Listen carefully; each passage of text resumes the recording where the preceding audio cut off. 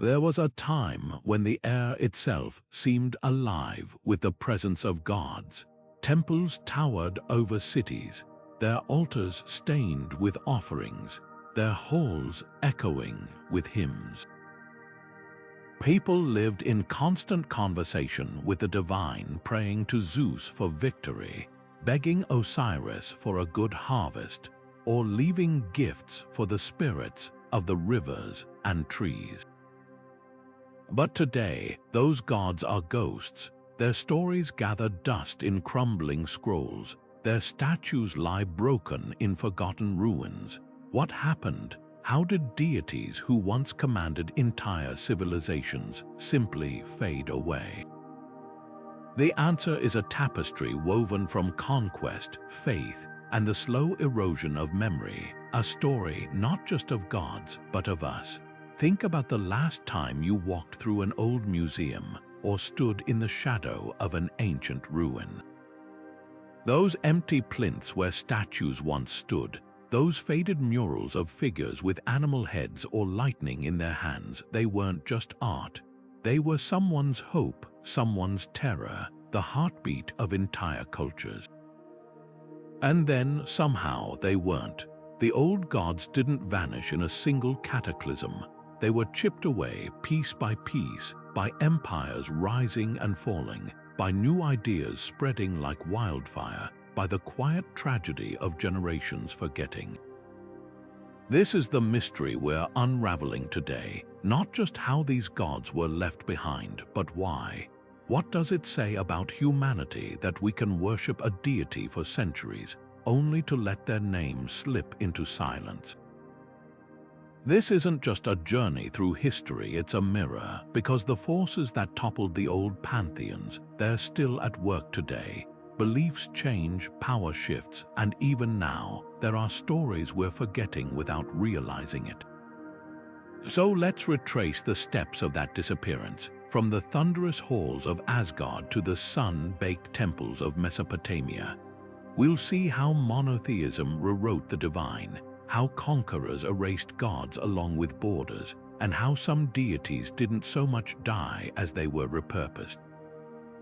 By the end, you'll see the world differently because every forgotten god leaves a shadow, and those shadows still stretch across our modern lives. The past isn't as gone as it seems. Imagine a world where every mountain had a spirit, every storm a furious god behind it. That was reality for countless ancient cultures. Polytheism wasn't just religion, it was the framework of existence. The Greeks consulted oracles before battles, the Celts left offerings in sacred groves, and the Egyptians measured their lives by the whims of Ra and Anubis. These gods weren't distant or abstract, they were as real and capricious as the weather. But if these deities were so deeply embedded in daily life, why did their influence wane? The answer lies in the very humanity that created them. Take Rome, for example. At its height, the empire absorbed gods like spices: Venus from the Greeks, Isis from Egypt, Mithras from Persia. Temples overflowed with foreign deities, and for a while it worked. But this openness became a weakness. When Christianity offered a single, universal truth, it appealed to an empire tired of juggling 1,000 divine personalities. Why pray to Mars for victory and Ceres for harvest when one god promised to oversee it all? Polytheism's strength, its diversity, became its undoing in the face of streamlined faith. Then there's the quiet erosion of time. Oral traditions faded as languages died. Conquerors burned temples, yes, but more often they simply let old gods gather dust. When Viking longships stopped raiding, Thor's hammer amulets became curiosities, then relics, then museum pieces. The Aztec gods, once fed with hearts, now starve in history books. It's not that people stopped believing overnight, they just stopped passing the stories down. Each generation remembered a little less until one day the prayers were just poetry. Yet some gods never truly died. Look at holidays like Christmas, layered over Saturnalia, or saints who inherited the domains of local spirits. Even now, we name planets after Roman gods and whisper about fate as if the fates were still weaving. The old pantheons didn't just vanish, they seeped into the foundations of our world, like fossils in limestone. Their power changed forms, but it never completely disappeared. That's the strange irony. The gods we abandoned still shape the way we see the universe. They're gone, and yet, somehow, they're everywhere. Monotheism didn't just introduce a new way to worship, it reshaped the very fabric of belief. Picture a crowded marketplace of gods, each with their own rituals and demands, and then imagine a single voice rising above the noise, declaring, "There is only one." That seismic shift didn't happen overnight, but once it took hold, the old pantheons never stood a chance. Judaism laid the groundwork with its unwavering devotion to Yahweh, a God who demanded exclusive loyalty. Christianity then carried that torch, offering a message so compelling that even Rome, the empire that had thrived on absorbing deities, eventually bowed to it. And Islam, emerging later, unified vast regions under the banner of Allah. These faiths didn't just coexist with polytheism, they actively dismantled it, brick by sacred brick. The appeal was undeniable. Monotheism offered clarity in a world of spiritual chaos. Why negotiate with a dozen temperamental gods when one omnipotent creator could offer order, purpose, and a direct path to salvation? This simplicity resonated deeply, especially in times of crisis. When the Roman Empire began to crumble, Christianity's promise of an afterlife and a loving God provided solace where the old gods seemed silent or indifferent. And as trade routes expanded, so did these faiths, carried by merchants, missionaries, and conquerors alike. The old gods, tied to specific places or cultures, struggled to compete with a deity who transcended borders. But monotheism's triumph wasn't just about persuasion, it was often enforced. Christian emperors like Theodosius ordered pagan temples closed, their statues toppled. In the Americas, Spanish missionaries burned Aztec codices, erasing not just gods but entire worldviews. Islam, while often tolerant of people of the book, still relegated pagan practices to the margins. These weren't just theological disputes, they were battles for cultural dominance. The old gods didn't just fade, they were pushed, sometimes violently, into oblivion. Yet even in defeat, the polytheistic world left its mark. Saints absorbed the roles of local spirits, holy days aligned with pagan festivals. Christmas echoes Saturnalia, and the Virgin Mary sometimes stands where mother goddesses once did. The old gods never truly died, they went underground, blending into the new order. Monotheism may have rewritten the spiritual map, but if you look closely, you can still see the faint outlines of the world it replaced. The triumph of one god didn't erase the past, it just gave it a new disguise. Conquest wasn't just about land and gold, it was a collision of heavens. When Alexander the Great marched across Persia, he didn't just bring armies, he brought Zeus along for the ride. But here's the twist, the gods of the conquered rarely vanished without a trace. Instead, they shapeshifted. The Egyptian Ammon became Zeus Ammon, a hybrid deity with the horns of a ram and the might of a Greek sky father. In India, Greek colonists fused Heracles with the local hero Vajrapani, creating a guardian figure who stood beside the Buddha. These syncretic gods were compromises, spiritual handshakes between victor and vanquished. For a while they worked, but over centuries something strange happened. The original identities beneath those merged masks began to blur, then fade, until only the conqueror's version remained. Take the Roman Empire's approach, less a bulldozer than a blender. When they absorbed Egypt, Isis didn't disappear, she became Isis Regina, a goddess draped in Roman robes, her temples lining the Tiber.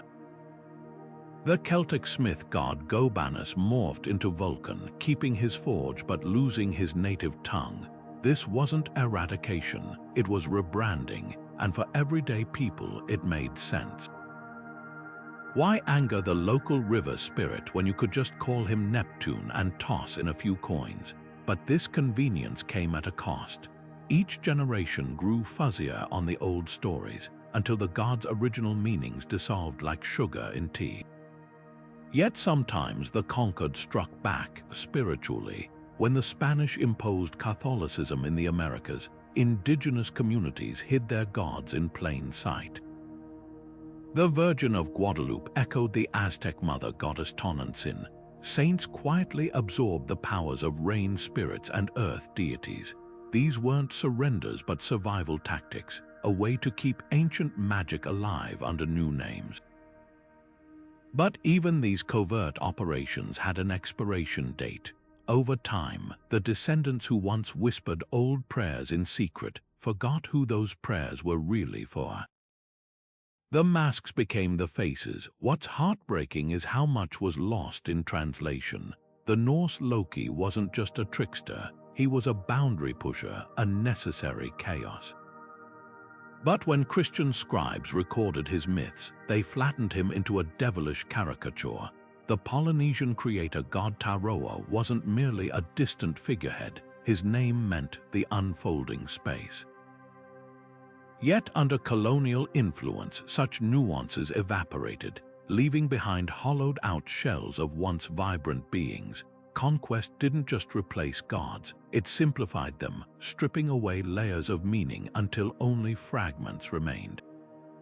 And then there's the quietest killer of all, irrelevance. As empires centralized power, local gods tied to springs or mountains seemed provincial next to the cosmic might of Mithras or Christ. Why worship a deity who only protected one valley when you could follow one who ruled the stars? The old gods didn't just fall to swords, they faded from disuse like tools in an age of machines. Yet even in their retreat they left echoes. The Japanese shrine Hachiman, once a war god, became a bodhisattva. The African Orishas found new life in Caribbean faiths. These weren't deaths, they were metamorphoses. The Pantheons didn't vanish. They went underground, waiting for the day someone might remember their true names. A god is never just a god, it's a flag, a language, a heartbeat. When the Babylonians carved Marduk slaying the chaos dragon Tiamat into their temple walls, they weren't just telling a story, they were declaring who they were. The same thunder that rumbled in Thor's hammer echoed the resilience of the Norse, just as Athena's wisdom mirrored Athens' pride in intellect. These deities were the DNA of their cultures, coded into festivals, laws, and even the way people greeted the dawn. So when empires crumbled, their gods didn't just lose worshippers, they lost the very soil that gave them meaning. Consider the fate of the Carthaginian Baal Hammon. To his people, he was the furnace of the sun, the guarantor of harvests. But when Rome salted Carthage's fields, they weren't just destroying a city, they were unmaking a world.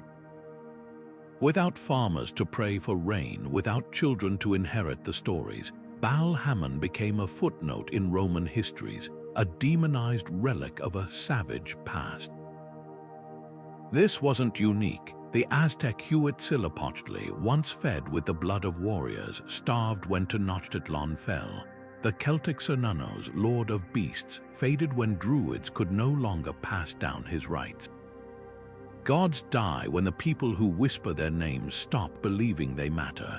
Yet there's a cruel irony here. Conquerors often adopted the trappings of the gods they erased.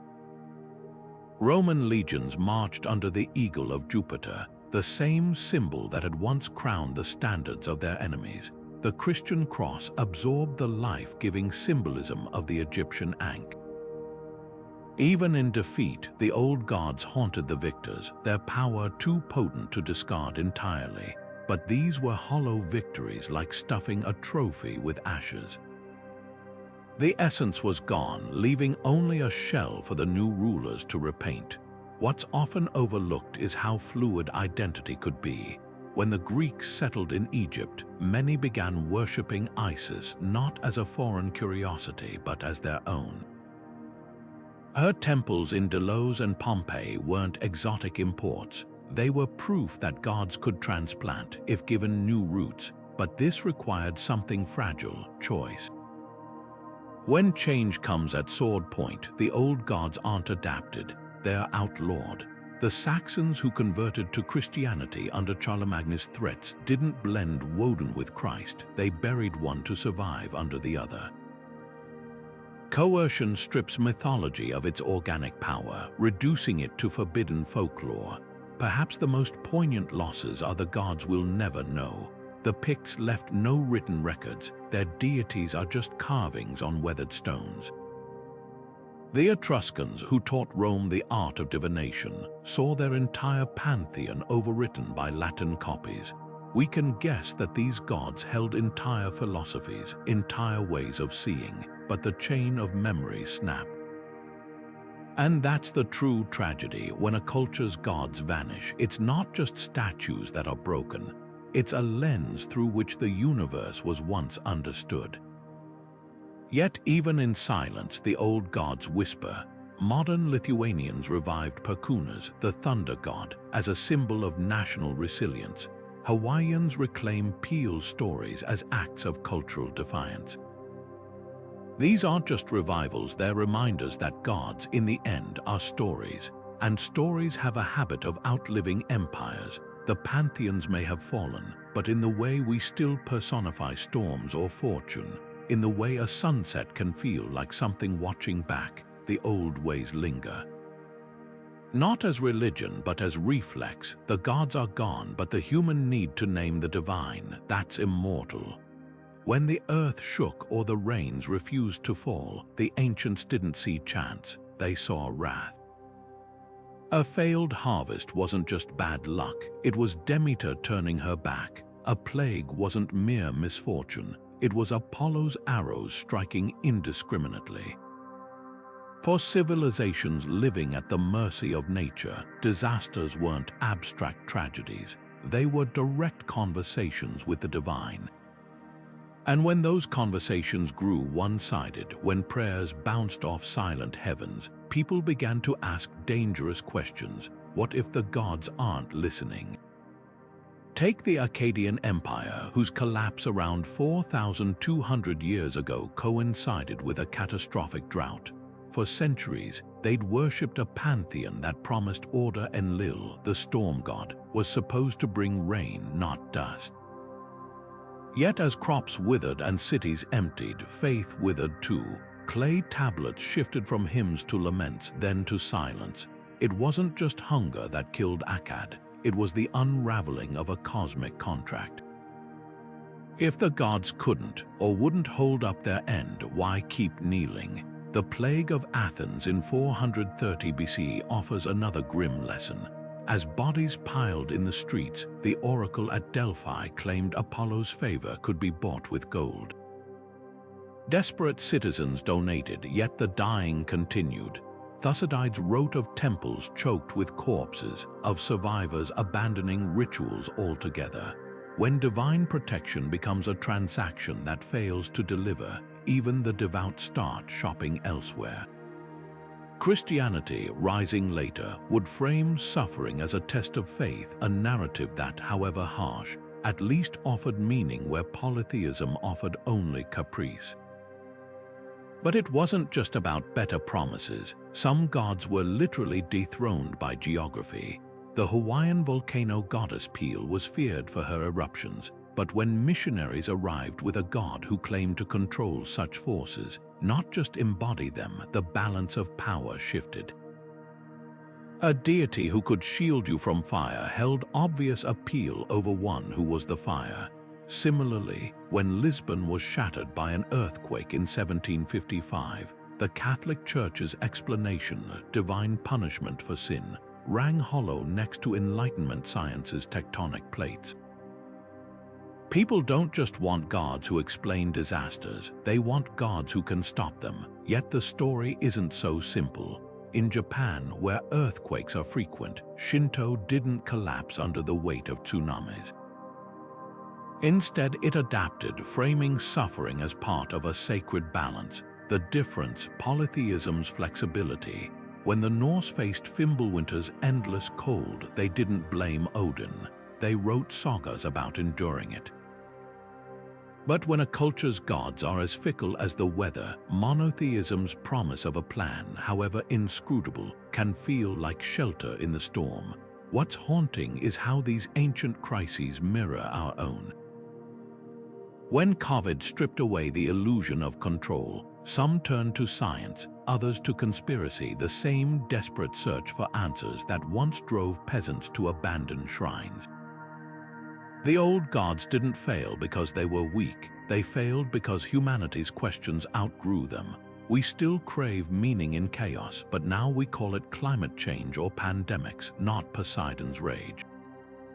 The faces of our fears have changed, but the fear itself, that's as old as the first prayer that went unanswered. There was a time when a whisper from an oracle could start wars or spare cities. At Delphi, where fumes rose from the earth like the breath of the gods, priestesses spoke in riddles that shaped empires. Kings from Croesus to Alexander knelt before them, desperate for divine favor. But what happens when the voices of the gods grow inconsistent, or worse, when they're caught in blatant lies? The slow silencing of the oracles wasn't just the end of prophecy, it was the unraveling of faith itself. Take the infamous case of the Delphic oracle during the Persian Wars. When Athens asked whether to defend their city or flee, the priestess predicted walls of wood would save them. Themistocles interpreted this as ships, a gamble that paid off at Salamis. But decades later, when Sparta sought guidance, the oracle's response was so blatantly biased toward Athens that even the pious Spartans walked away suspicious.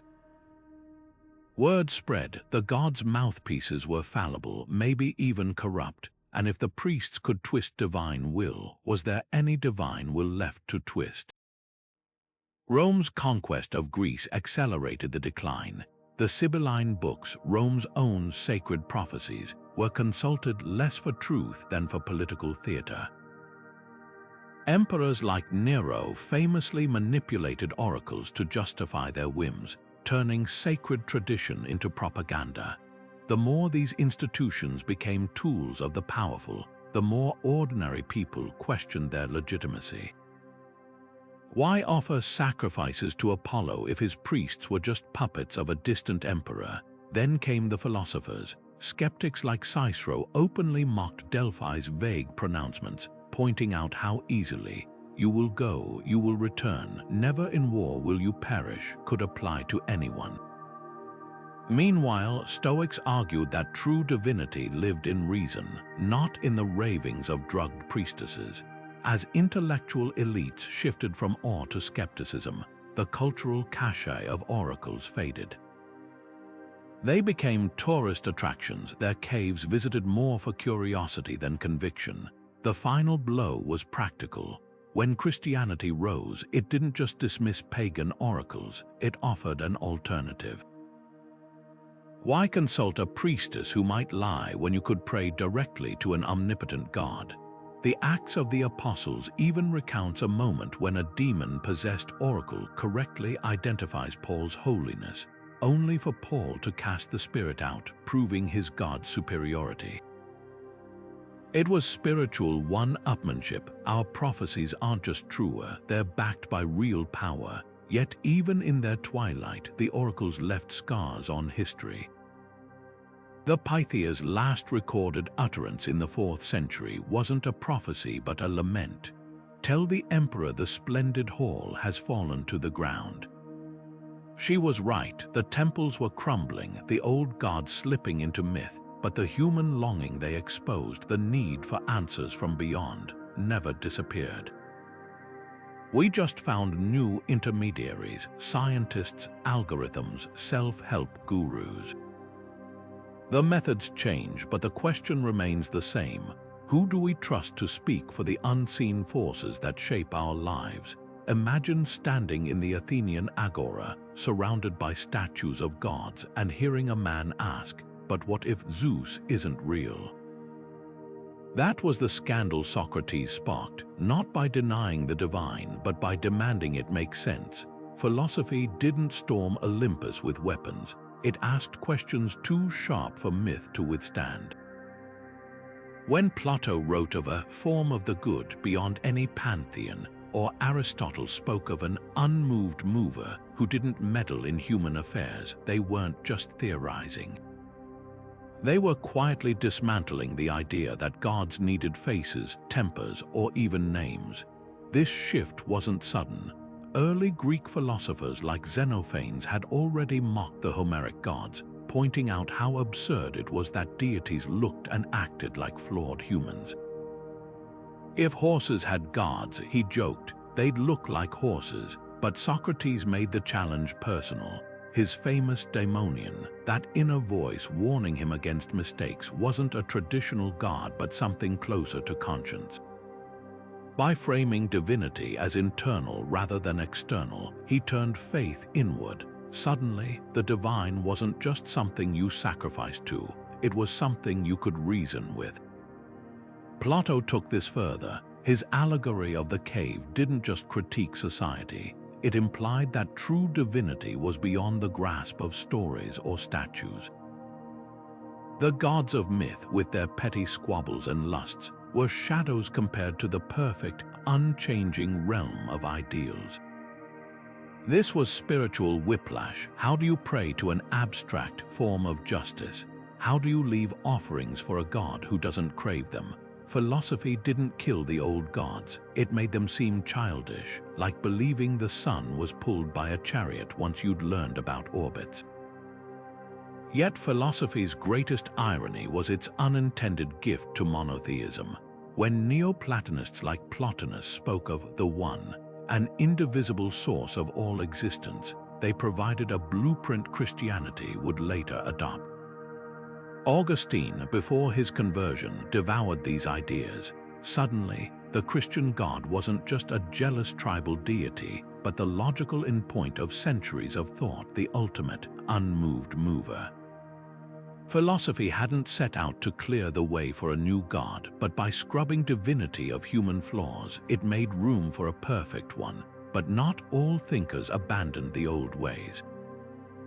The Stoics kept their reverence for Zeus, but reimagined him as a kind of cosmic logic, the fire that animated the universe.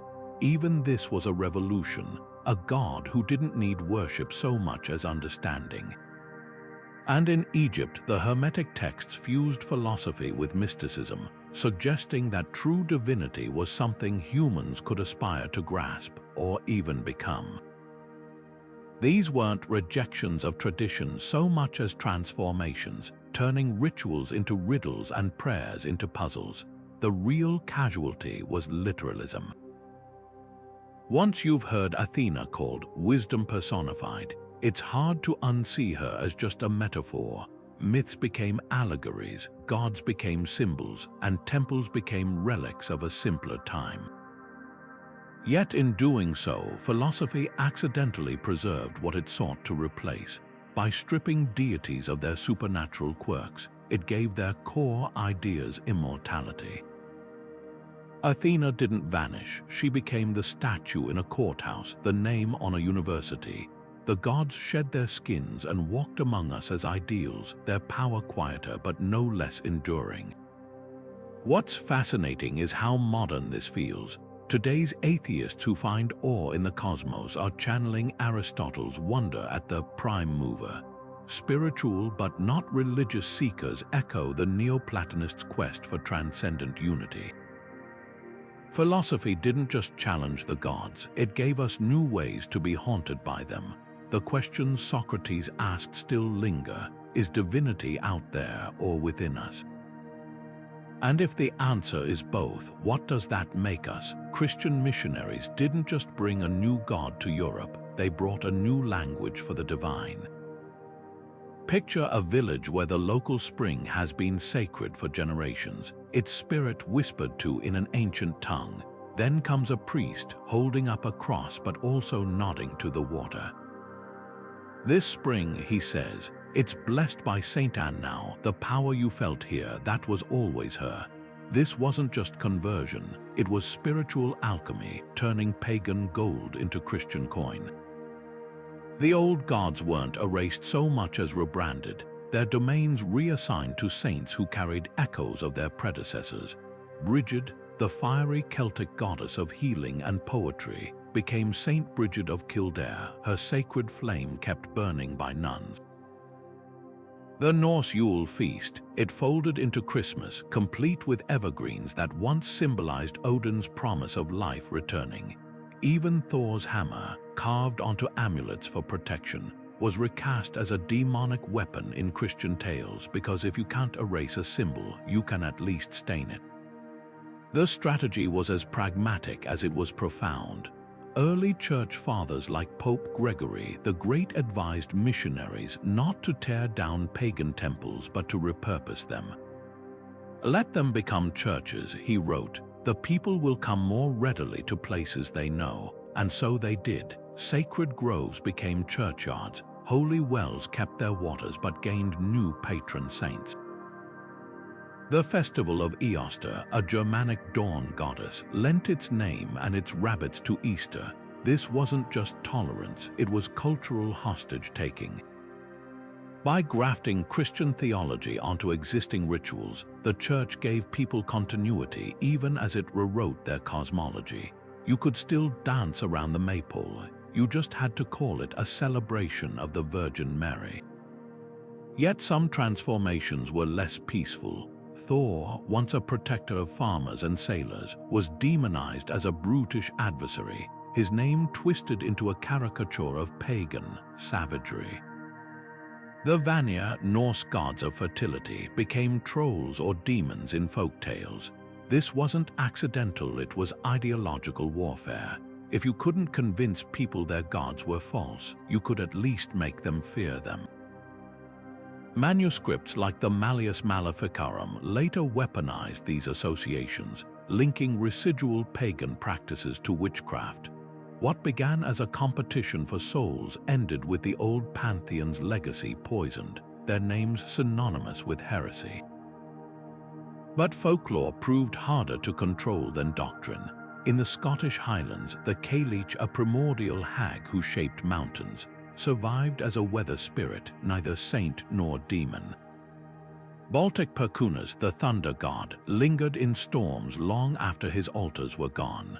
These weren't worshipped figures but cultural reflexes, the way we still say, "bless you," after a sneeze without thinking of medieval plague prayers. The Church won the battle for Europe's faith, but the old god seeped into its art, its idioms, even its superstitions. Walk through any medieval cathedral, and you might spot a green man carved among the saints, a leafy face from pagan veneration, grinning slyly from the margins of the new order. The most enduring irony, Christianity's own adaptability relied on the very thing it condemned, polytheism's pluralism. Saints became a pantheon in all but name, each specializing like the gods they replaced. Need protection on the road, pray to Saint Christopher, just as travelers once called on Hermes. Lost something, Saint Anthony took over from the household gods who once kept track of misplaced keys. Even the Trinity Father, Son, and Holy Spirit offered a divine multiplicity that strict monotheisms like Islam found suspicious. Europe's Christianization wasn't a clean break but a negotiation, 1,000 local truces between the old world and the new. The gods never really left, they just learned to cross themselves. The gods of the Americas didn't just fade, they were dismantled, brick by sacred brick, under the boots of conquistadors and the cross of missionaries. When Cortés marched into Tenochtitlan, he didn't see a city alive with divine energy. He saw idolatry to be smashed. The pyramids of Huitzilopochtli and Tlaloc weren't just buildings. They were the beating heart of a cosmic order where the sun itself needed blood to rise. But to the Spanish, they were abominations, and so the temples fell not just as acts of war, but as deliberate strikes against the soul of a civilization. What made the destruction in the Americas uniquely total was its systematic nature. Spanish priests like Bernardino de Sahagun did record Aztec beliefs, but not to preserve them. They studied these idolatries the way a doctor studies a disease, the better to root it out. The Popol Vuh, the Maya's sacred text, survived only because a single scribe copied it in secret, hiding it from friars who burned every indigenous book they found. Imagine entire libraries, centuries of star charts, creation myths, medicinal knowledge turned to ash in the name of salvation. This wasn't just conquest, it was cultural scorched earth. Yet the most devastating weapon wasn't fire, it was time. The Spanish didn't just kill gods, they severed the chain of memory. Aztec children, taken from their families to be raised in missions, never learned the full stories of Quetzalcoatl or Coatlicue. The Inca, whose oral traditions bound their empire together, were forced to whisper tales of Inti, the sun god in shadows. Without daily rituals, without festivals to anchor the seasons, the gods became strangers even to their own people. A deity forgotten by one generation is a myth to the next, and a curiosity to the one after that. But here's the twist: some gods refused to die. In the Andes, when the Spanish banned the worship of Pachamama, the Earth Mother, locals simply folded her into Marian devotion. The Virgin Mary gained traits of fertility and harvest, her statues draped in indigenous fabrics. Similarly, the Maya rain god Choc survived in masked dances and harvest rites, disguised as folk tradition. These weren't surrenders, they were acts of spiritual resistance. The old gods slipped into the cracks of the new faith, waiting. What's heartbreaking is how much we'll never recover. The Aztec poetic tradition, rich with metaphors comparing life to fleeting flowers, survives only in fragments. The Inca's quipu knots, which may have encoded sacred histories, remain untranslated. We know the names of gods like Tezcatlipoca or Viracocha, but their full depth, the jokes told in their temples, the songs sung at their altars, is lost. The Spanish didn't just erase a religion, they erased a way of seeing the world. Yet even in ruins, these gods whisper. Modern Mexicans celebrate the Day of the Dead with marigolds and skulls, echoes of Mictlantecuhtli, the Aztec lady of the underworld. Quechua weavers still encode symbols of Inca cosmology into their textiles. The gods of the Americas aren't gone. They're in exile, their stories waiting to be retold in full. The tragedy isn't just that they were forgotten, it's that we'll never know how much we've forgotten. Buddhism moved through Asia like a river, shaping the land without erasing it. Unlike the conquerors who toppled pantheons with swords, this spiritual revolution worked through subtlety. When Buddhist monks crossed the Himalayas or sailed to Java, they didn't demand the local gods be destroyed. Instead, they offered a deal: you can keep your deities, but now they serve a greater truth. The result was a spiritual ecosystem where thunder gods became temple guardians, and harvest spirits were reborn as protectors of the Dharma. Take Japan's kami, the spirits of Shinto. Before Buddhism arrived, these beings from the sun goddess Amaterasu to the fox spirits of the rice fields were the heart of worship. But as Buddhism took root, a fascinating compromise emerged. The kami weren't discarded. They were recast as Honji Suijoku, manifestations of Buddhist figures in local form. Hachiman, the god of war, became a bodhisattva in disguise. The fiery mountain spirit Senjin was linked to the cosmic Buddha Vairocana. This wasn't suppression, it was promotion by assimilation. The old gods kept their shrines but answered to a higher order. In Tibet, the transformation was even more dramatic. The fierce mountain gods of the Bon tradition, once fed with blood sacrifices, were tamed into Dharmapala's wrathful protectors of Buddhist teachings. Pehar, a deity who demanded animal offerings, became the guardian of the Dalai Lama's palace. Here, Buddhism didn't just absorb the old gods, it rewrote their job descriptions. A spirit who once brought storms now defended sacred texts. The power remained, but the purpose shifted. Yet this absorption had its casualties. Across Southeast Asia, the Nats of Myanmar or the Phi of Thailand still received offerings, but their stories grew thinner, their rituals more perfunctory. When a farmer prays to a rice goddess, does it matter if her tale is now framed as a Jataka story about the Buddha's past life? For everyday people, perhaps not. But something was lost in translation, the sense that these gods were ends in themselves, not just supporting characters in a grander narrative. The genius of Buddhism's approach was its flexibility. In China, Guanyin began as the male bodhisattva Avalokiteshvara, but merged with the sea goddess Mazu, becoming a maternal figure of mercy. In Sri Lanka, the demon Alavoka, who once devoured children, was converted by the Buddha into a guardian of monasteries. These weren't defeats but evolution's proof that gods, like people, could be redeemed. But beneath this peaceful coexistence lay a quiet hierarchy. However beloved the local gods remained, they were now part of a system where enlightenment sat at the top. A villager might still leave fruit for the tree spirit, but the real goal was escaping the cycle of rebirth, a goal no minor deity could offer. Buddhism didn't erase the old pantheons, it put them on retainer. And in doing so, it reshaped not just worship, but the very way cultures imagined the divine. The gods didn't disappear, they just found new bosses. The steam engine didn't just power factories, it rewrote humanity's relationship with the divine. For centuries, when crops failed or storms ravaged coasts, people turned to gods for answers. But by the 19th century, science offered something radical, explanations that didn't require a deity's whims.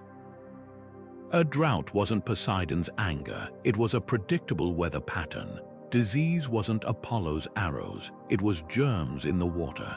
As smokestacks rose over cities and railroads stitched continents together, the old gods found themselves edged out by something even more potent, the religion of progress. Consider the fate of Thor in industrialized Scandinavia. For Viking farmers, his hammer was a sacred symbol, a plea for rain and protection. But when tractors plowed fields and electric lights banished the dark, what need was there for a thunder god? The same railroads that carried coal also carried Bibles and skepticism. Charles Darwin's On the Origin of Species didn't just challenge Christianity. It undermined the very idea that nature required divine hands to shape it. If life could emerge through natural laws, why assume storms or seasons needed gods at all? Yet the shift wasn't just about science. Industrialization reshaped society's rhythms. Ancient festivals tied to harvests or solstices meant little to factory workers' punching clocks. The Celtic god Lugh, once celebrated with games and feasts at Lugnasad, had no place in a world governed by shift schedules and steam whistles. Time itself became standardized, measured in hours and minutes rather than the movements of the sun or moon. When life runs on machinery's timetable, the old cycles of planting and harvest, and the gods who presided over them, feel like relics. Even the architecture of belief changed. Gothic cathedrals once reached for the heavens, their spires pointing to God. But the Crystal Palace, that gleaming monument to the 1851 Great Exhibition, enshrined human ingenuity as the new divinity. Museums replaced temples, their halls filled not with idols but fossils and inventions. The message was clear: wonder no longer lived on Olympus or in Valhalla, it lived in laboratories and factories. But here's the twist: the old gods didn't vanish, they went underground. Freud named his complexes after Greek myths Oedipus, Narcissus because some archetypes were too deep to erase. Marx called religion the opium of the people, yet his own theories echoed biblical prophecies of upheaval and renewal. Even atheists couldn't escape the language of the divine, they just redirected its power. The industrial age didn't kill the gods, it secularized their roles. Fortuna became luck, fate became statistics, and the fate's threads became the invisible hand of the market. Perhaps the most poignant casualty was magic itself. When every household had electric light, who needed Brigid's sacred flame? When trains crossed continents in days, why pray to Hermes for safe travel? The world became disenchanted, as Max Weber put it, stripped of spirits and omens, reduced to equations and gears. Yet something restless lingered. The same Victorians who built railways also held seances, desperate to believe that not everything could be explained by steam. The old gods had left a void, and progress alone couldn't fill it. What's haunting is how modernity's triumph carried its own nostalgia. The Romantics wept for lost forests and forgotten nymphs. William Blake raged against the dark satanic mills that buried England's green spirituality. Even today, when we call Earth Gaia or speak of the soul of a city, we're reaching for a vocabulary the industrial age tried to discard. The machines won, but the myths never really died. They just learned to wear new disguises in psychology, in ecology, in the stories we still tell about who we are. The industrial age didn't just abandon the gods, it forced them to evolve, and evolution, as Darwin taught us, is the ultimate survivor. Archaeology didn't just dig up ruins, it unearthed entire worlds. When workers in 1748 first struck the colored walls of Pompeii's buried villas, they weren't just uncovering frescoes of Bacchus and Venus, they were cracking open a window to a time when gods walked beside mortals. Here, frozen under volcanic ash, was a bakery with a lararium shrine where the baker once whispered prayers to household spirits. A tavern's wall bore graffiti cursing a rival by Jupiter's thunder. This wasn't history in a textbook, it was intimacy with the divine, preserved like an insect in amber. The same science that explained volcanoes without Vulcan's forge had, paradoxically, resurrected the very beings it had rendered obsolete. Egypt's sands proved even more generous. When Napoleon's scholars unrolled the Rosetta Stone in 1799, they didn't just crack hieroglyphics, they revived a pantheon. Suddenly, Thoth wasn't just a vague name in Greek chronicles. He was a god of wisdom with ibis-headed statues and libraries of spells. The Book of the Dead, once a guide for pharaohs navigating the afterlife, became a bestseller in Victorian parlors. Mummies, stripped of their sacred context, became carnival attractions, yet their very presence onstage forced Europe to confront a religion it had dismissed as primitive. The more archaeologists peeled back layers of sand, the harder it became to ignore the sophistication of those who'd worshipped crocodiles as incarnations of Sobek. Mesopotamia delivered the sharpest jolt.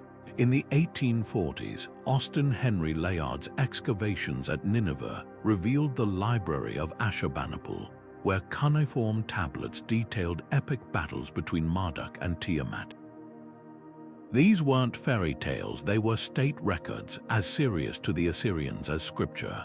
When George Smith deciphered the Flood Tablet in 1872, proving the Babylonians had their own Noah centuries before Genesis, it sparked theological earthquakes. The Bible stories suddenly had competition, and the gods of Ur and Babylon demanded a seat at the table of history.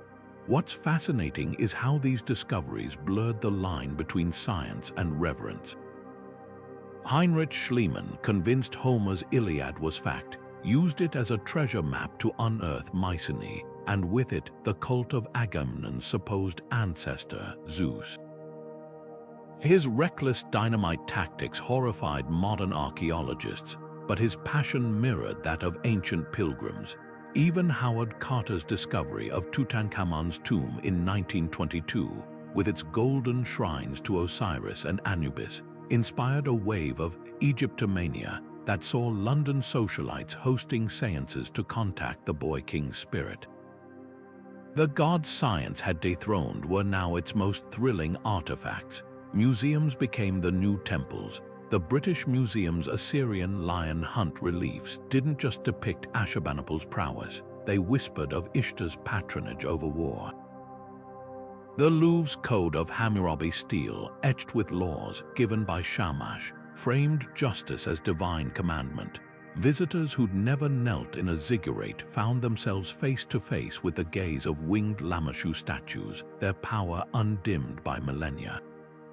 Archaeology had done the unthinkable. It made the secular sacred again, if only as art. Yet something deeper was at work. As colonial empires looted sacred objects, they inadvertently reignited cultural memory.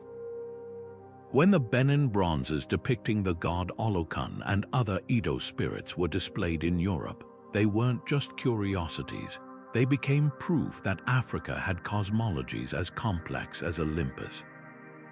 Indigenous scholars from India to Mexico seized on archaeological finds to reclaim pre-colonial identities, arguing that their ancestors' gods deserved the same respect as Zeus or Odin.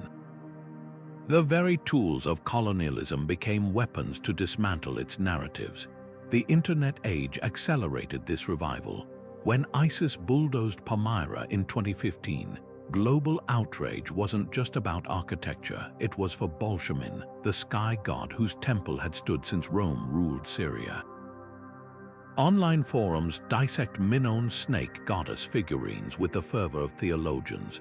TikTok animations breathe life into Mesopotamian demons like Pazuzu. Archaeology's greatest irony is that by reducing gods to museum labels, it gave them a second life as cultural touchstones. They're no longer feared or worshipped, but they're remembered. And in the end, memory might be the closest thing to immortality. Pop culture has become the modern Olympus, a realm where ancient gods walk once more, but this time they're dressed in Hollywood armor and comic book capes.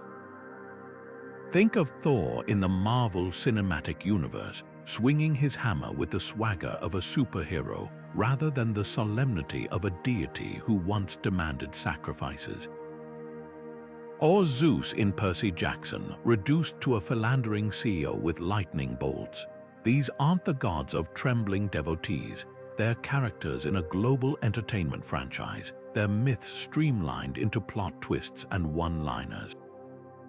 The transformation isn't just about simplification, it's about repackaging divinity as marketable spectacle. Take the Norse Loki, once a complex figure of chaos and necessary disruption, now flattened into Tom Hiddleston's charming anti-hero. The original Loki didn't just trick gods, he embodied the unpredictable forces that even Odin couldn't control.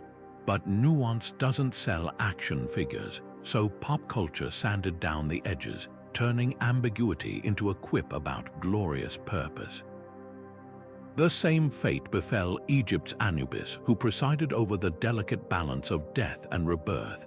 In the Mummy films, he's a CGI monster, roaring and smashing things, a far cry from the guardian who weighed hearts against the feather of truth. Yet there's a strange irony here. While these adaptations distort, they also preserve. Before God of War, how many teenagers could name a single Norse god beyond Thor? The game's brutal take on Odin and Freya might be a far cry from Viking poetry, but it sparked curiosity. Suddenly, people were Googling the prose Edda, comparing Kroto's rage to the real myths of Ragnarok. Pop culture doesn't just erase, it becomes a gateway, a flawed but vibrant translation of stories that might otherwise gather dust. The real shift is in authority. Ancient gods were given stories by their worshippers, their myths evolving through collective belief. Now those stories are owned, by studios, publishers, algorithms. Disney's Hercules sings show tunes. Netflix's Ragnarok pits Thor against climate change. These gods no longer answer prayers, they serve shareholder expectations. When a deity becomes intellectual property, their power shifts from the altar to the box office. But some resist the mold. Neil Gaiman's American Gods pits old deities against modern obsessions, asking what happens when gods starve for lack of belief. The book's Odin doesn't ride a rainbow bridge. He hustles as a conman, feeding on the scraps of human desperation. It's a darker, more honest take on what survival might look like for abandoned divinities. Similarly, Hades the video game digs into Greek mythology's messy family dynamics, letting players confront a Dionysus who's equal parts party boy and cosmic force. These works don't just use gods, they interrogate them, asking why we still need their stories. What's lost in translation, though, is the sacred context. The Aztec Tezcatlipoca wasn't just a smoking mirror metaphor. He was a being who demanded blood to keep the sun rising. Modern retellings rarely capture that visceral stakes, turning rituals into set dressing. Assassin's Creed Valhalla lets you raid monasteries as a Viking, but it skips the part where those raids were offerings to Odin, acts of faith as much as violence. The gods become aesthetic, their worship reduced to a cool costume unlock. Yet even in this commercial afterlife, the old gods exert a pull. Wonder Woman's origin ties her to Greek mythology, but her battles still echo Athena's wisdom and Ares' wrath. The Witcher borrows Slavic spirits, turning them into monsters, but at least they're remembered, their names whispered again. Pop culture may flatten the divine, but it also proves these figures are too resilient to disappear. They adapt as they always have. The question isn't whether they're faithful to the original myths, it's why we keep retelling them at all. Maybe, in a secular age, we still crave the weight of gods, even if we've forgotten how to kneel. Some deities refused to bow to history's tides. While Zeus and Odin became museum pieces, Ganesha still rides his mouse through Mumbai's streets, and Amaterasu's light shines through every Shinto shrine gate. These surviving gods didn't just endure, they adapted without surrendering their essence. The secret lies in three threads woven through Hinduism and Shinto: flexibility without dilution, deep cultural anchoring, and the absence of existential threats from competing worldviews.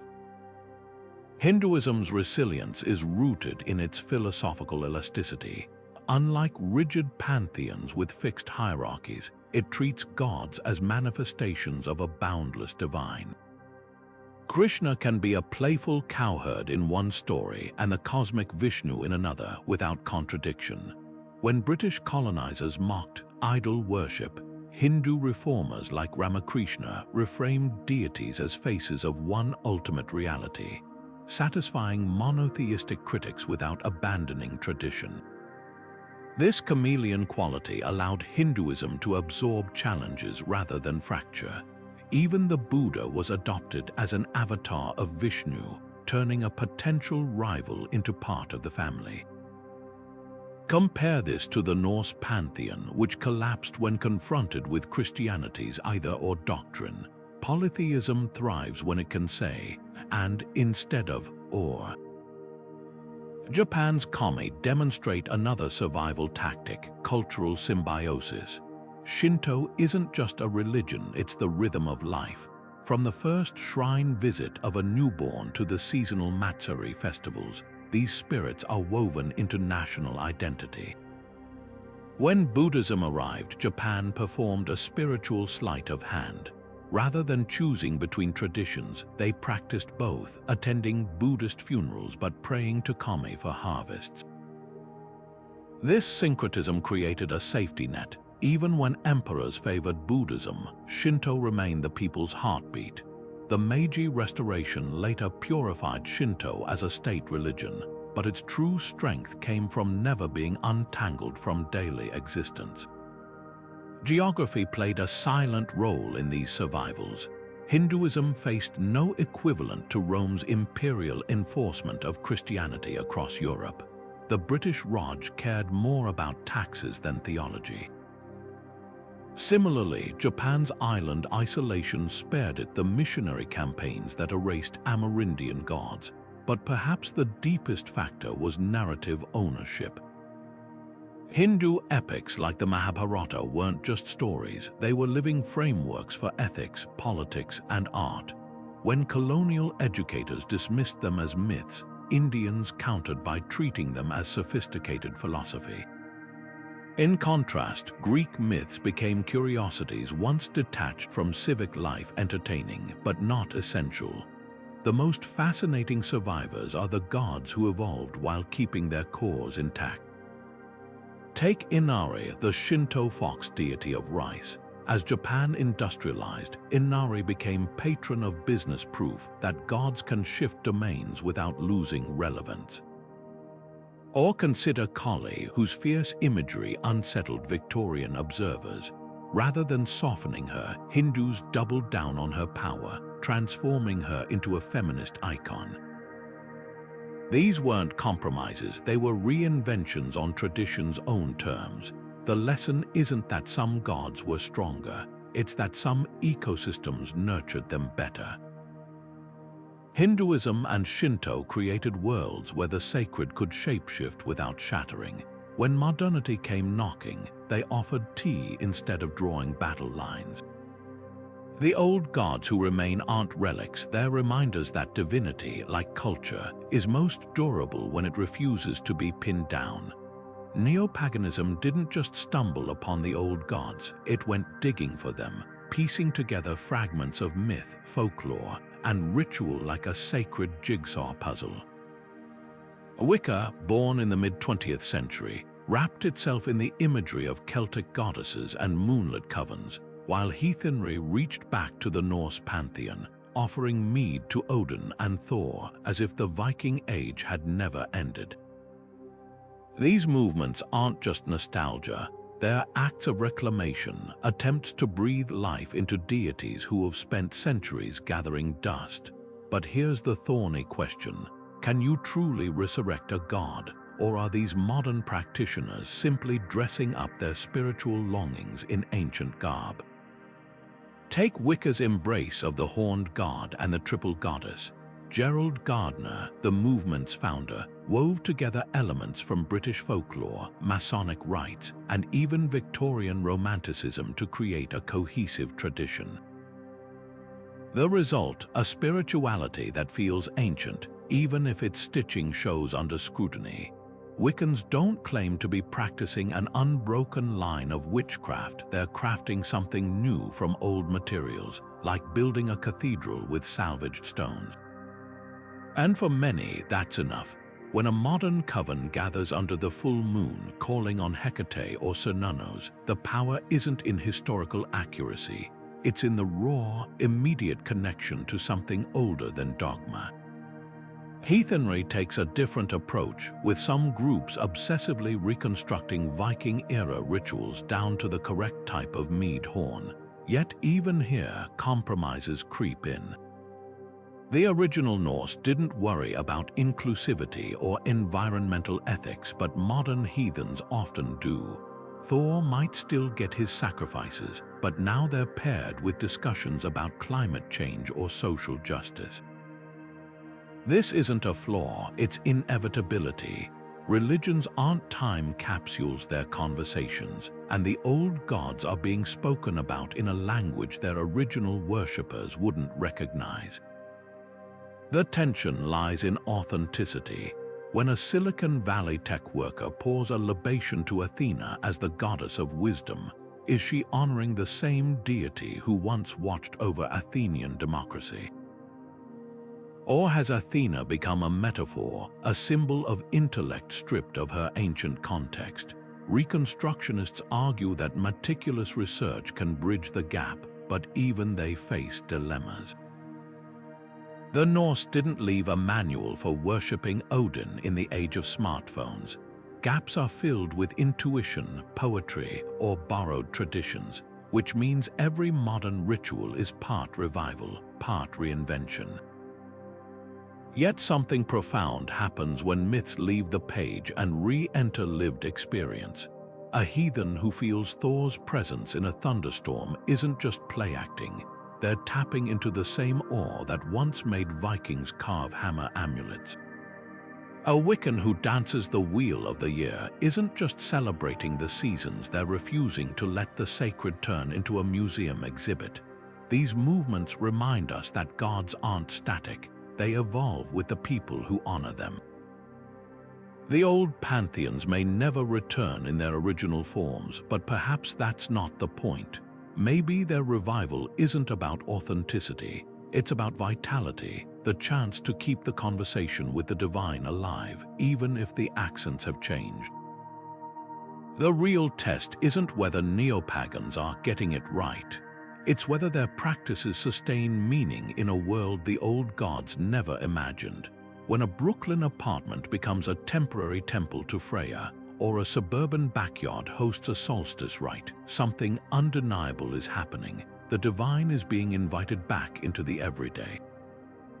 And that, in itself, is a kind of miracle. The gods might not care about historical precision, but they've always thrived on attention. However they return, in whatever form, they're answering a call we never stopped making.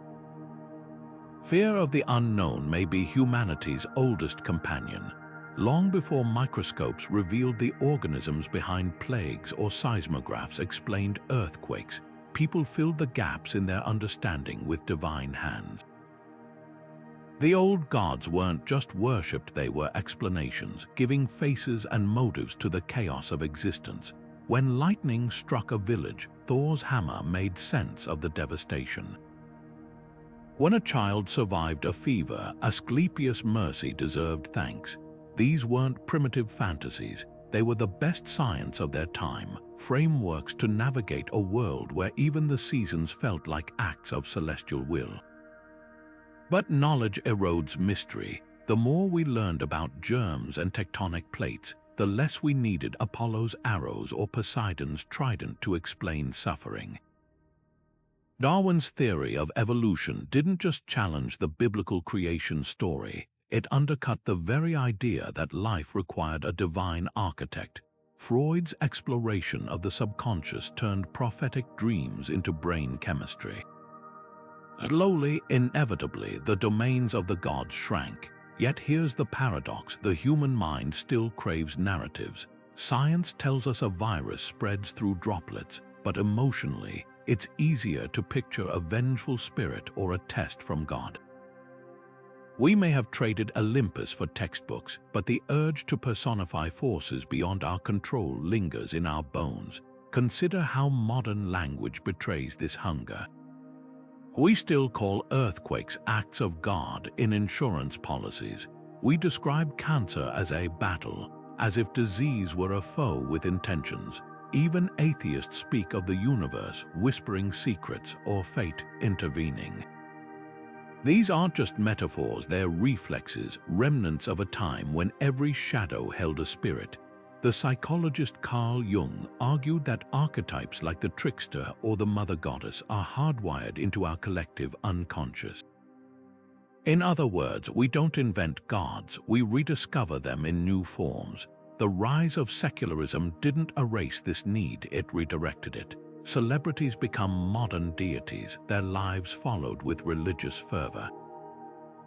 Conspiracy theories flourish because they offer tidy narratives where chaos is replaced by hidden hands pulling strings. Even technology has its own theology. How often have you heard AI described as the singularity, a moment of rapture when machines surpass human understanding? These aren't just turns of phrase, they're proof that the human mind resists a universe without intention, without story. We'd rather have a villain, a hero, or a careless god than accept that some things just happen. Perhaps the most telling evidence lies in crisis. When pandemics strike or wars erupt, church attendance spikes not just from tradition, but from a visceral need to believe someone is in control. Astronauts trained in hard science report transcendent experiences in space. Neuroscientists studying near-death encounters find the same regions of the brain lighting up as medieval mystics described. It's as if our biology insists on the numinous even when our intellect rejects it. This isn't a failure of progress, it's a reminder of our wiring. The old gods answered questions we no longer ask, but they also fed a hunger no lab can satisfy, the need for meaning. Science excels at explaining how, but it stumbles at why. Why do we love? Why do we suffer? The Greeks had Aphrodite and Hera. We have dopamine and evolutionary psychology. Both are valid, but one speaks to the gut as well as the brain. So did we outgrow the gods or just repurpose them? Look at the resurgence of astrology in the digital age, or the way fans mourn fictional characters as if they were saints. The packaging changes, but the impulse remains. We still search for patterns in randomness, for faces in the clouds. The old gods may have vanished from our altars, but they never left our mind. They're just waiting for the next eclipse, the next disaster, the next moment when the universe feels too vast to face alone. And in those moments, you might catch yourself whispering a prayer, even if you don't know who's listening. Lost words carry more than just forgotten stories. They take entire worlds with them. Imagine the Celtic Druids, who were forbidden by tradition from writing down their sacred knowledge. Their hymns, rituals, and the very names of their gods lived only in memory, passed from teacher to student in whispers through the oak groves. Then Rome came. Then Christianity, and one day the last druid who knew the old chants died without an heir, and the thread snapped. What remains now? Scattered hints in Irish manuscripts like the Liber Gabola Iren, written by Christian scribes who likely sanitized the myths to fit their worldview. The Dagda, the Morrigan, Lug, these figures flicker in the texts like shadows cast by a dying fire, their full depth forever out of reach. This wasn't just a Celtic tragedy. The Phoenicians, whose sailors spread their culture across the Mediterranean, left almost no written myths. Their god Baal-Hamon, once feared and revered from Carthage to Cyprus, survives only in fragments, a curse carved on an amulet, a passing mention in Roman propaganda. Even the mighty Hittites, whose storm god Tarhunt rivaled Zeus, saw their cuneiform tablets buried under millennia of dust until archaeologists unearthed them. But how much was never recorded at all? For every clay tablet recovered, how many songs vanished into silence? Oral traditions are fragile in ways ink and parchment aren't. The Aztecs meticulously painted codices to preserve their stories, but Spanish bishops burned them as devil's work. Only 3 pre-conquest books survived the flames. The Maya fared slightly better. Their Popol Vuh was secretly copied in Roman letters by a scribe who risked everything to save it. Yet even these rescued texts are palimpsests, layered with Christian edits. The original voices of the priests who once recited the creation myth of Gukumats and Tepu are muffled, rewritten by hands that didn't fully understand or didn't want to. The loss isn't just about missing plots, it's about severed connections. The Aboriginal peoples of Australia have sung the dreaming stories for over 60,000 years, mapping the land through sacred chants. But when colonists banned their languages, entire cosmologies teetered on extinction. The Yolngu people of Arnhem Land speak of the Wajalag sisters, creators of waterholes, but some lineages of the song cycle are already gone, broken when elders passed without someone to inherit the melody. Unlike a book, an oral tradition dies with its last keeper, yet there are glimmers of recovery. In Wales, scholars piece together the Mabinogion from medieval manuscripts, teasing out traces of older deities like Rhiannon, a horse goddess whose origins might stretch back to the Iron Age. Lithuania, one of the last European nations to Christianize, still whispers of Perkunas, their thunder god, in folk songs. These fragments are like reassembling a stained glass window from a handful of shards. We can guess at the full picture, but the light that once shone through is gone. The cruelest irony, some gods were erased twice, first from worship, then from history. The Etruscans, who taught Rome the art of divination, left behind murals of a vibrant pantheon: Uni, the Queen of Heaven; Tinia, the Thunderer. But their language, unrelated to any other in Europe, remains only half understood. We can admire their art, but their prayers are mute. Similarly, the Picts carved enigmatic symbols onto Scottish stones: a crescent, a mirror, a mythical beast. Were these gods ancestors? We'll never know. Their stories didn't just fade, they were scrubbed from the record. What does it mean to lose a god? It's not just about missing myths. A deity is a key to a people's understanding of the world. The Aztecs saw the cosmos as a fragile balance maintained by sacrifice. The Celts viewed rivers as goddesses with personalities. When those lenses shatter, humanity's collective vision narrows. We're left with echoes, place names like the river Danube, once the goddess Donu, or Tuesday, still carrying Tyr's name in English. The old gods are gone, but they linger in the grammar of our world, haunting the spaces between the words we've forgotten. Perhaps the old gods never truly lived in the heavens, maybe they lived in our metaphors all along.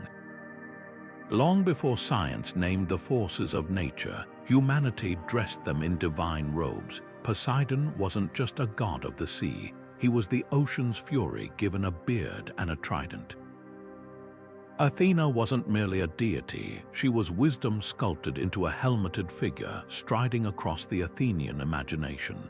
If these beings were always symbols, then their disappearance might not be a vanishing act at all. It could be a translation, a shifting of spiritual language as humanity's understanding of the world evolved. Take the Greek fates, those three women spinning and cutting the threads of life.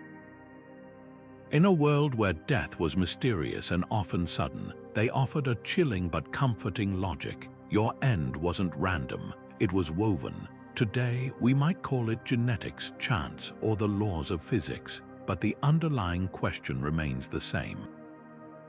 We haven't stopped wrestling with destiny, we've just swapped personification for probability. The fates didn't die, they dissolved into our vocabulary.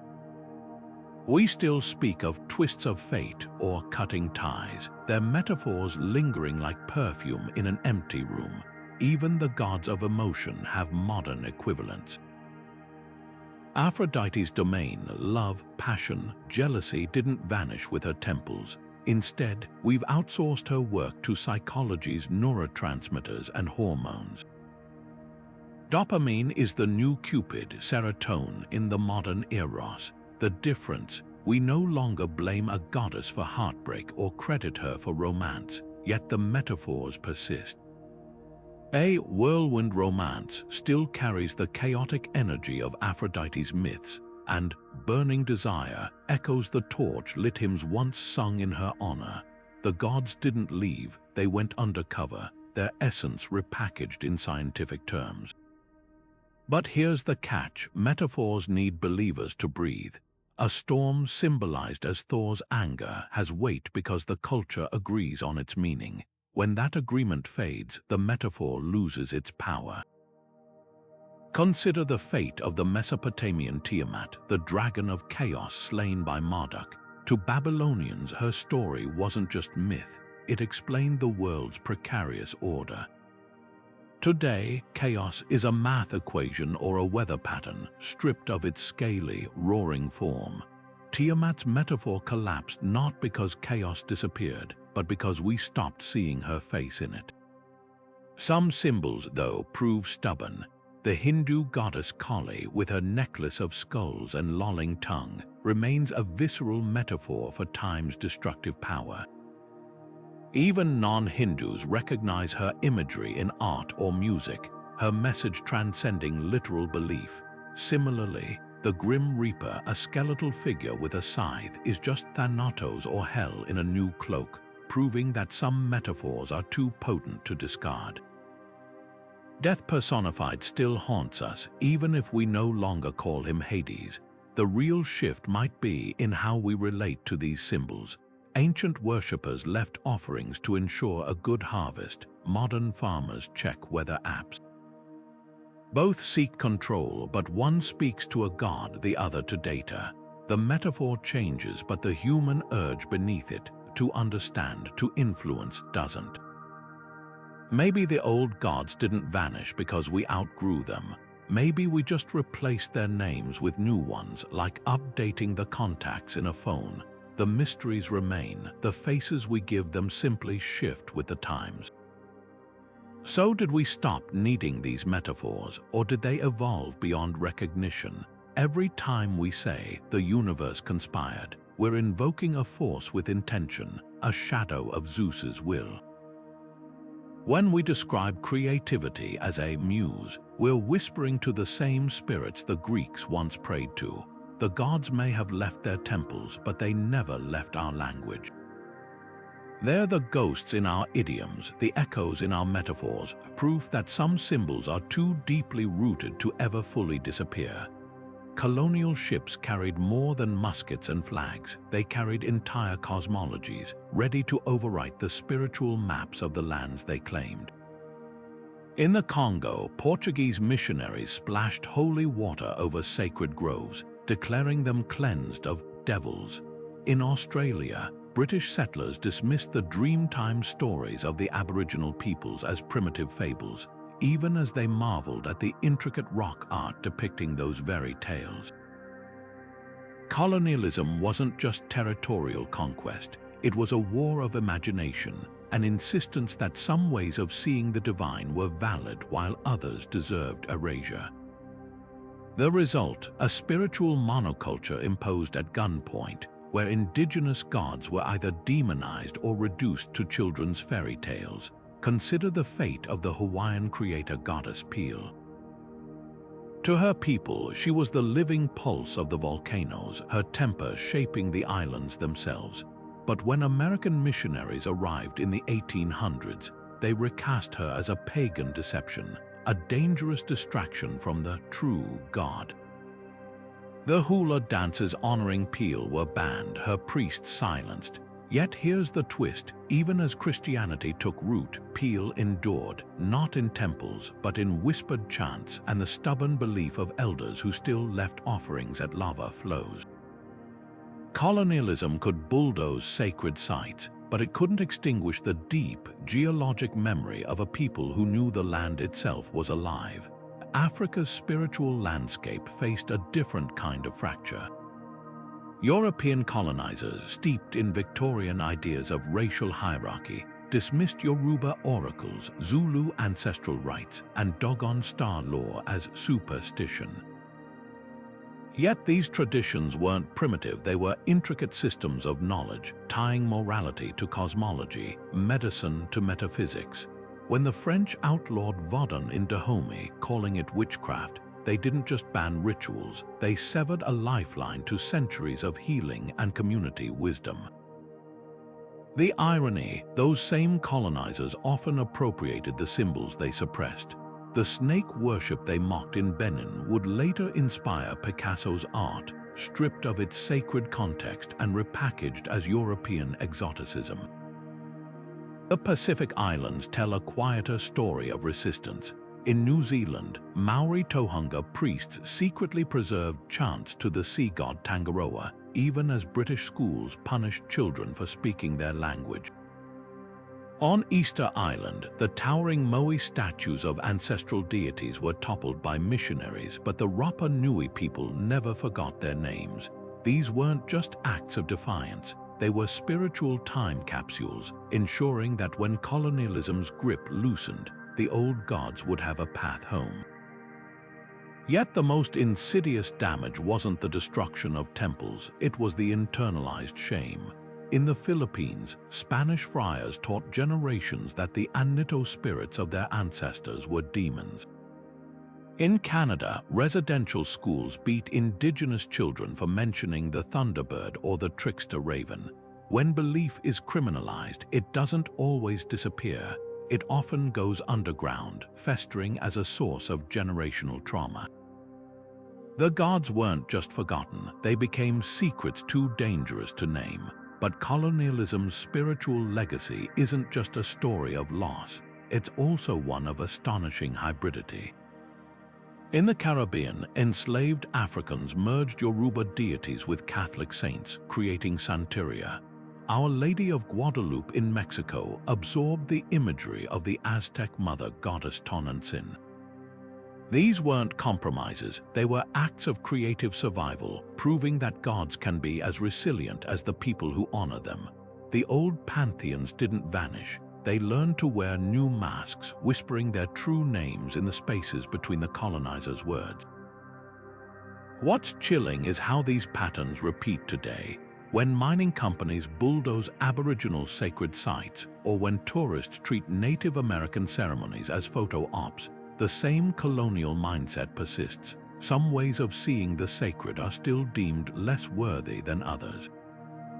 The difference now, indigenous voices are reclaiming their stories, from Maori filmmakers animating the adventures of Maui to Lakota activists reviving the sun dance. The gods colonialism tried to bury are stirring again, not as relics but as living truths. The spiritual conquest was never complete. It just forced the divine to evolve. When the slave ships tore people from West Africa's shores, they carried more than bodies in their holds. They carried gods, shackled in darkness. The enslaved whispered names like Shango, Ogun, and Yamaya, clinging to divine beings who had crossed the ocean with them. But under the lash of colonial masters, open worship was impossible. So these gods did what survivors have always done. They disguised themselves. In Haiti, the fierce warrior spirit Ogun became Saint James the Moor, his machete now a sword on church icons. The maternal Ursule, goddess of love, slipped into the robes of the Virgin Mary. This wasn't surrender, it was spiritual guerrilla warfare, a way to keep the old ways breathing beneath the surface of enforced Christianity. The genius of this syncretism lay in its practicality. Catholic saints, with their specific domains and vivid imagery, provided perfect cover. A plantation owner might see his slaves kneeling before a statue of Saint Patrick, but in their minds it was Damballa, the serpent god of creation, coiled around the saint's staff. In Cuba, the Orisha Babalu Aye, healer of the sick, merged with Saint Lazarus, his sores mirroring the saint's biblical afflictions. Even the rhythms of Catholic liturgy were repurposed. The Lord's Prayer might be recited, but the syllables held coded invocations to African spirits, a double meaning hidden in plain sight. Vodou in Haiti took this further, weaving not just imagery but entire theologies. The lower spirits bridging humanity and the divine were honored in ceremonies that outwardly resembled Catholic feast days. A drumbeat that sounded like celebration to overseers was actually calling Ezeli Dantor, the scarred mother who protected women and children. The infamous voodoo dolls of colonial propaganda, they were distortions of puppets used in European folk magic, twisted to paint African spirituality as sinister. The truth was far richer. Vodou became a living archive, preserving cosmology, medicine, and resistance in every ritual. When Haiti revolted in 1791, it was a Vodou ceremony at Bois Caiman that ignited the rebellion. The gods of the oppressed didn't just survive, they fueled liberation. Brazil's Candomblé offers another masterclass in spiritual resistance. Enslaved Yoruba people, forbidden to practice their religion, mapped their orishas onto Catholic saints with breathtaking precision.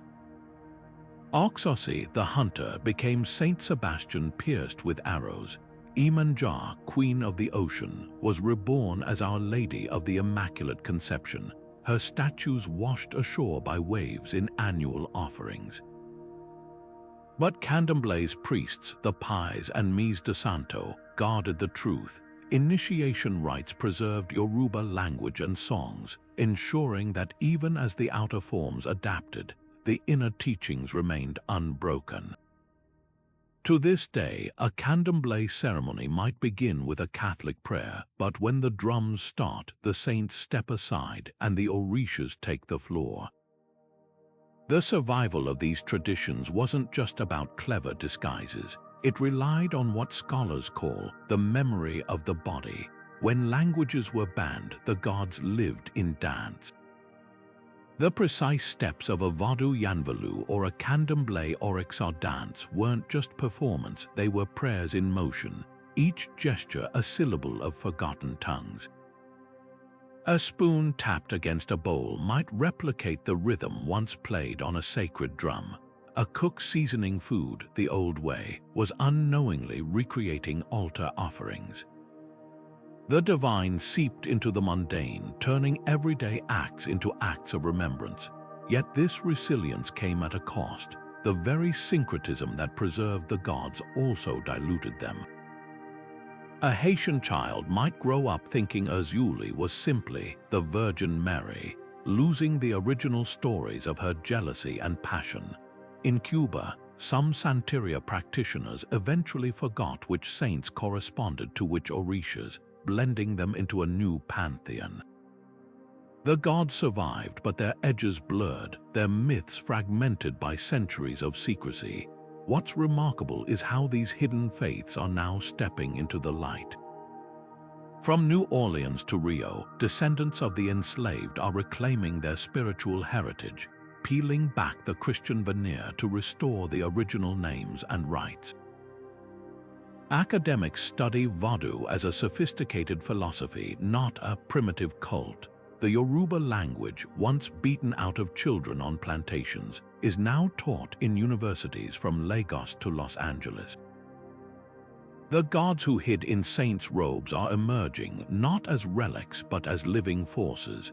Their survival is a testament to human creativity and a reminder that oppression might bend faith, but it rarely breaks it. The old gods didn't just endure persecution, they turned camouflage into an art form, proving that even the harshest chains can't bind the divine. The story of Osiris is one of the oldest tales humanity has ever told. A god murdered by his own brother, cut into pieces and scattered across Egypt, only to be resurrected by the love of Isis. His resurrection wasn't just a miracle, it was the promise of life after death for every soul judged in his hall. The Norse Balder, beloved and bright, was slain by mistletoe but prophesied to return after Ragnarök, bringing renewal to a broken world. These aren't just myths of fallen gods, they're blueprints for how cultures process loss, regeneration, and the hope that nothing sacred ever truly vanishes. So here's the haunting question. If individual gods can die and rise again, could entire pantheons follow the same cycle? Consider the parallels. Osiris's body was dismembered, much like the statues of pagan gods shattered by iconoclasts. Yet, just as Isis gathered his fragments, modern archaeologists pieced together shards of altars and rewrite lost hymns from crumbling tablets. Balder's death brought winter to the Norse cosmos, a fitting metaphor for the long freeze of Scandinavia's indigenous faith under Christianity. Yet today, heathens pour mead in his name once more, as if the thaw has finally come.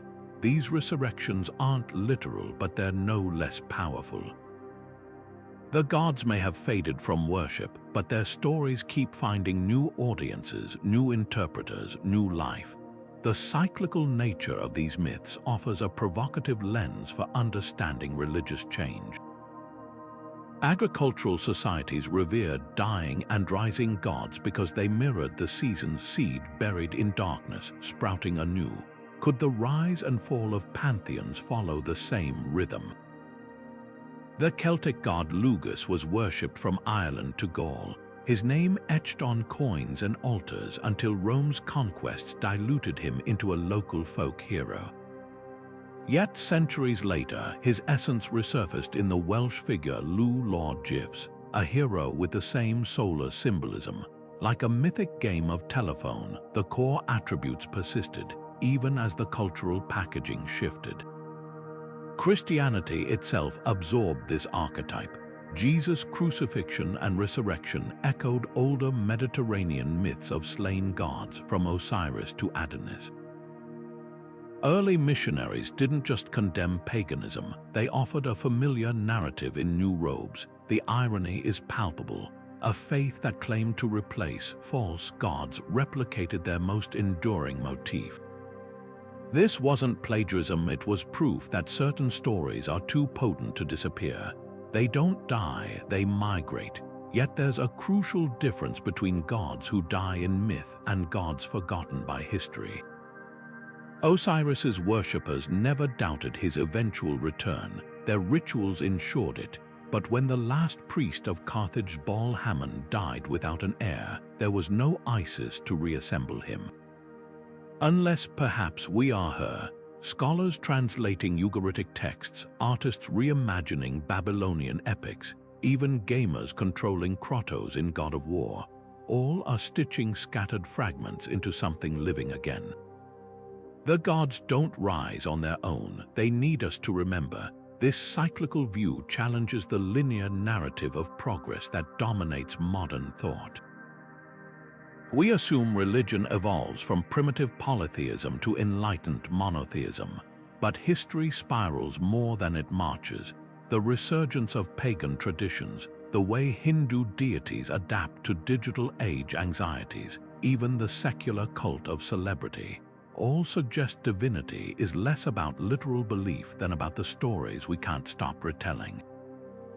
The old gods may sleep, but their dreams still shape ours. When we unearth their names, we're not just digging up the past, we're planting seeds for whatever comes next.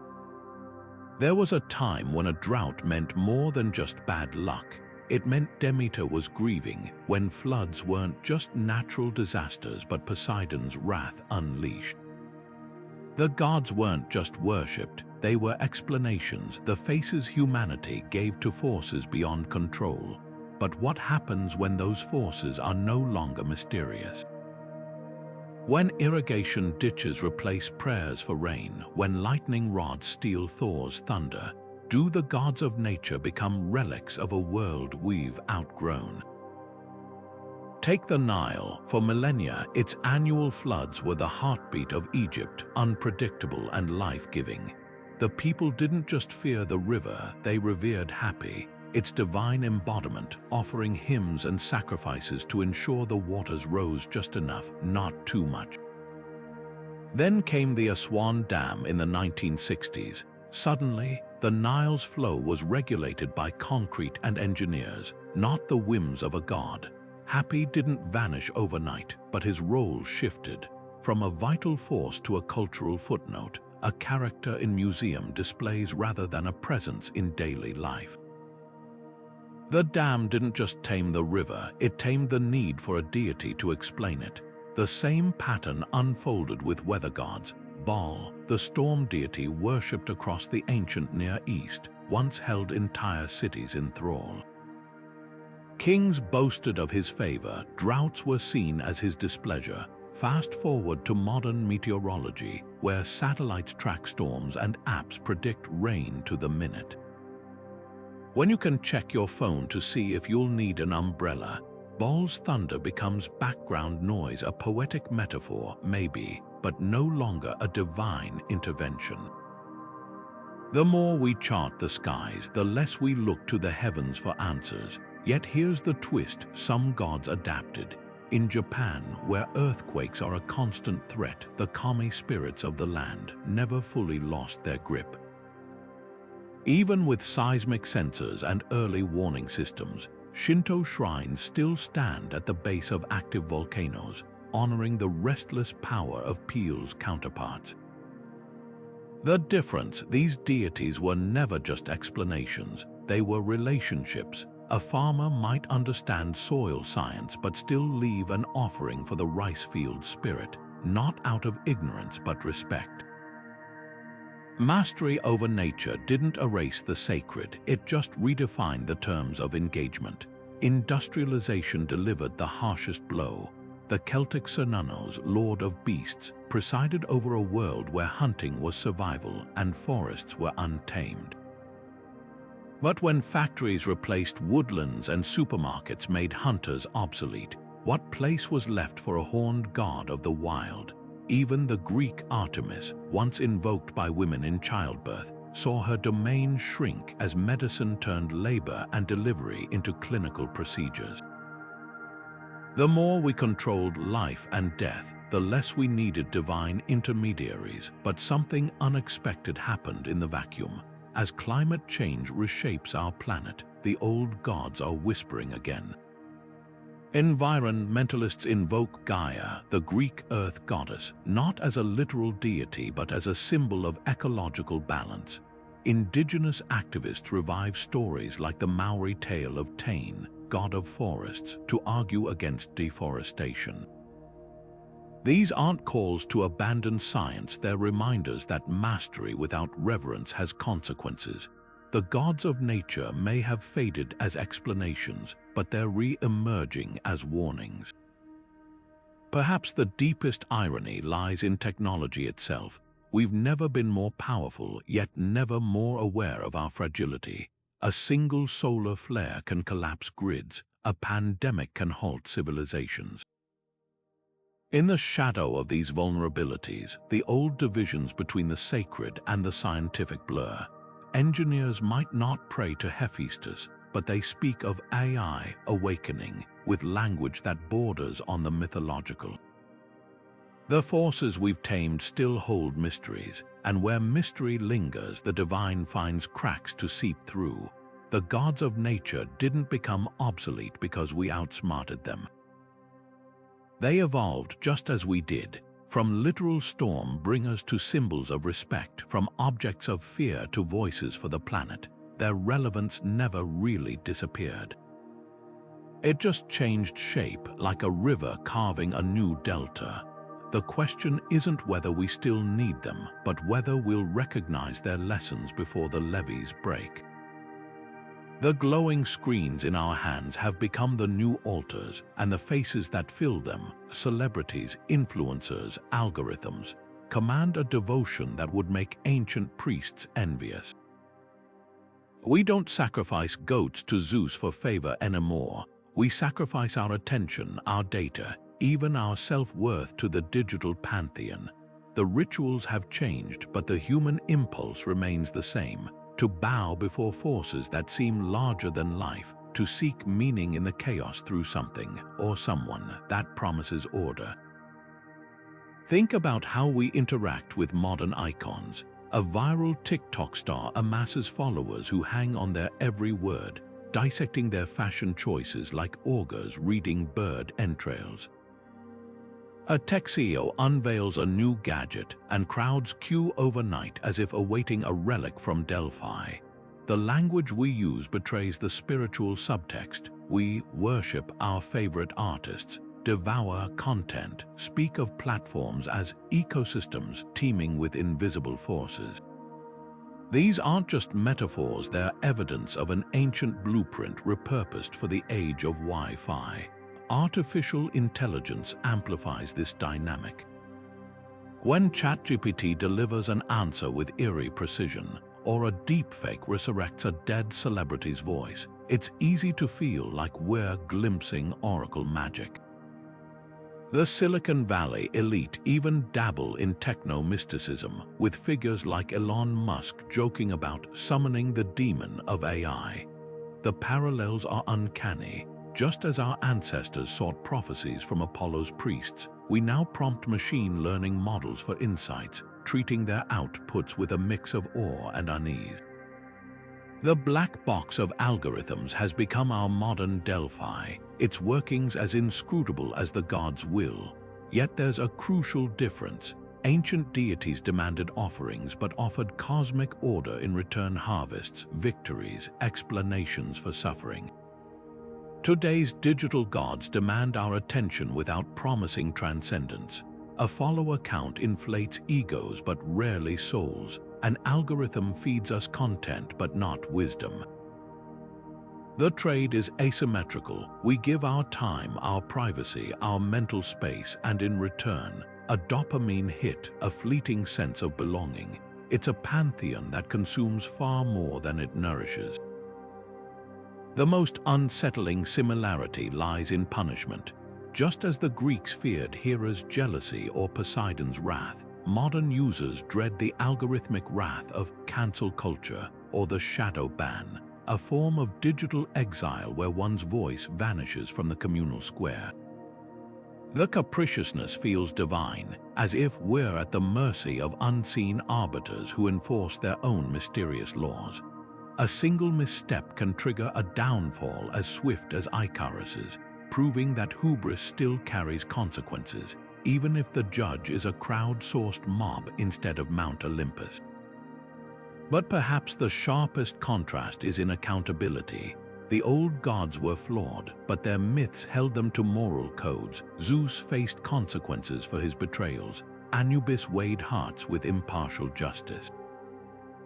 Our new deities operate in a moral vacuum.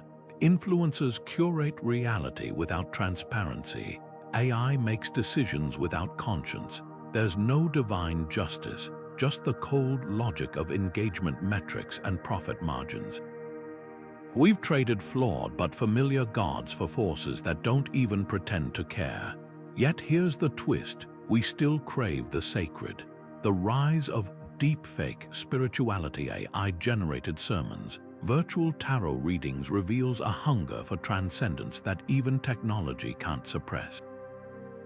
Online communities form around shared awe, whether marveling at space telescopes or crowdsourcing interpretations of dreams. The containers have changed, but the contents still recognizably human.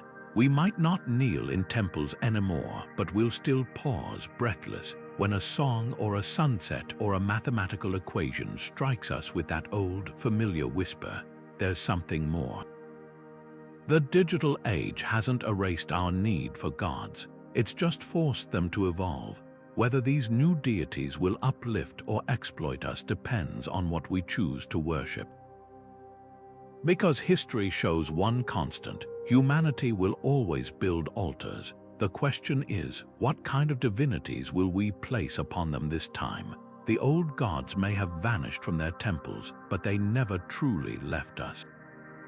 Their stories linger in the way we still personify the forces of nature, calling a storm wrathful or a gentle breeze whispering.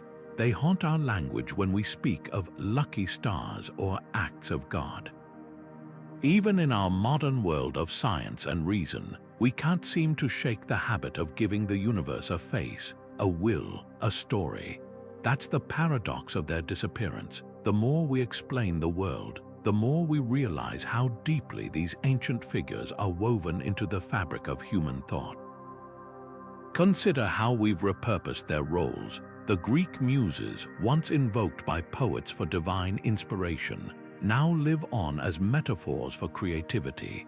We don't pray to Hermes for safe travel, but we still name delivery services after him, as if some echo of his speed still matters.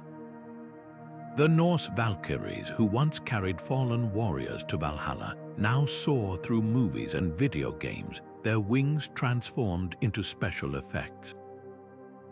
These gods didn't fade into oblivion. They migrated, finding new homes in our collective imagination. The lesson here isn't just about the resilience of myth.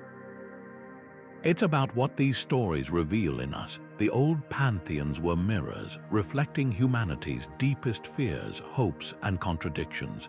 Zeus's temper, Isis's devotion, Loki's chaos, they weren't just characters.